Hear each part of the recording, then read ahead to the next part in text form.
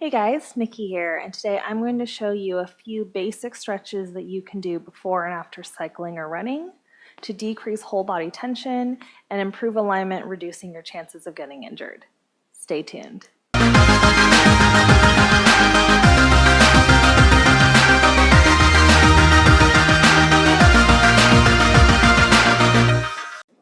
All right, so let's get started. So real quick, why might we want to do some stretching before or after an activity like cycling or running?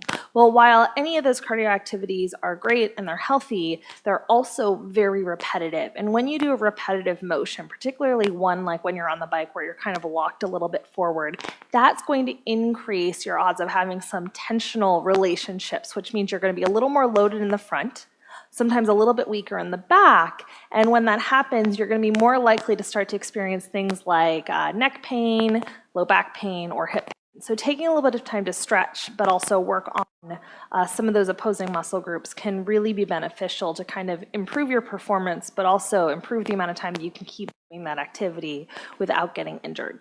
So today we're just going to focus on stretching, and what you're going to want for this routine is just a folded up towel or a rolled up yoga mat, so something about 2 inches high, nothing too crazy. So the first thing you're going to do is just set your prop horizontal across your mat, and we're going to do a little bit of upper back extension. So you'll just lie back along it. For me, I've got it at about the middle of my shoulder blades. And then you're going to let your body lean back over. You can rest like this, just kind of softening your low back towards the ground. And if you have the shoulder mobility and everything feels okay, you can take your arms overhead and just breathe into it. So taking this moment to lean back with this little prop, it's just giving you some more extension in your upper back. And that can be really nice if you get some upper body tension, particularly when you're running or you're cycling, because they tend to be very forward motion. So letting your body open back the other way can improve your posture, but also decrease some of that tension that we tend to build up in the upper body. And for the sake of the video, I'm not going to stay here that long, but you could hold this for 3 to 5 focused breaths, or even up to a minute if it feels okay and you don't have any injuries. All right, the next thing I'm going to show you is just some basic lower body stretches that feel really, really nice after doing a really leg-heavy workout, like cycling. So now you're going to grab your prop, and this time you're going to bring it underneath your pelvis. So once you've got the prop underneath your hips, you just want to feel like your pelvis is neutral here. So you're not overly arching and you're not overly tucking. You just want to feel at ease. And what you'll do is just let your hands rest on the ground, bend one knee into your chest, and you're just going to flex the foot to take the leg up, and then bend the knee to come back down. And if you get a little grippy in your quad, you're welcome to take your hands and place them kind of behind your hamstring, but what you want to avoid doing is pulling your leg towards your nose. I want you to really think about finding the length in the back of the leg when the leg is just straight up, straight down, which is going to decrease the pulling in the low back. Once you've done that a few times, if everything feels good, you're going to hold here, flex the foot, take a breath in, exhale, sinking the hip, finding a little bit of a reach through the heel, just feeling the stretch run down the back of your leg, kind of opening up that hamstring and calf. And then you'll release it down, and we'll do the other side, flexing the foot. You're going to take it up and bend it down. And you're just trying to keep the hips level here. What a lot of us do is when we go for our hamstring stretch, we tend to try to pull our leg in as close as we can to our nose, which is fine, but you're going to actually miss your hamstring and pull on your low back instead. So if you're really trying to get the hamstring, it's nice to, and then hold it here. Just keep the hips level, flexing the foot, reaching the heel, and breathe. And then bring it down.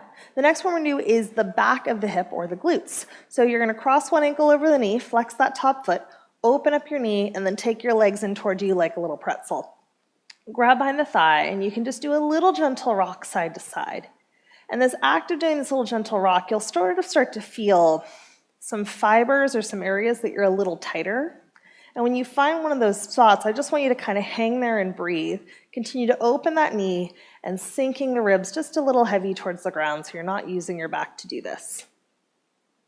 And then you can release it down, uncross, try the other side. Flex your foot over, open up the knee, take it in, and then just do a little gentle rock side to side. And so for the interest of time, I'm not spending a ton of time here, but know that you can hold these stretches again for 30 seconds or even a minute, as long as it's gentle. You just don't want to feel like you're really tugging on anything to create your stretch. All right, the last thing I'm going to show you is just a stretch for your quad. You've probably seen it before, but maybe not with the prop. I like using the prop for this one just because it helps me really isolate the stretch in the front of the leg without using my low back so much to do it. If you're tight in your quad, I'd recommend having a strap, a towel, or a band to catch your foot instead of using your hand as needed. So what you're going to do is you're going to come on to your stomach. You're going to set up your mat or your towel underneath your pelvis. You're going to let your forehead rest down on one hand. Take your feet fairly close together or even touching if that feels okay in your back. Tuck your pelvis under so you push your pubic bone towards the floor. Bend one knee and then catch your foot, or really the top of your ankle, with your hand. And then just gently settle your shoulder back. Continue to tuck your pelvis down towards the ground, finding a bigger stretch down the front of your leg. Again, I'm going a little bit quick for the sake of the video, but you can hold this for 3 to 5 breaths or up to a minute. And then you'll release that leg, trying the other side. Planting your hand, grab the opposite foot, check that knees are fairly close to one another. Again, re-tuck your pelvis, pubic bone towards the floor, finding your stretch, and having that little towel or mat there should help you find a better stretch in your quad without feeling so much of your low back. And then release. Thanks so much for watching. If you found this video helpful, I'd invite you to subscribe to my YouTube channel. I put out new videos every week. Take care.